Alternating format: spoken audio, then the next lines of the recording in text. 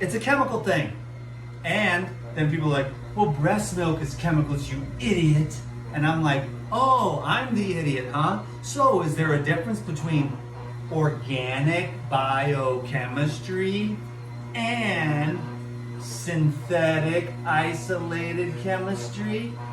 Well, no, it's all chemistry, Dan. So there's no such thing as cellular antagonists that are actually inimical to the cellular biology in your body. It's all chemicals. Breast milk is chemicals. Everything's chemical. And that is true. But what side of the chemical scale do you want to fall on? The ones that are water soluble, that actually activate bioelectrical impulses in your body and give you life? Or the ones that block electrical conductivity and block cell receptor sites for your hormones to function, or block the functionality of the beneficial microorganisms in your gut that keep your gut lining healthy?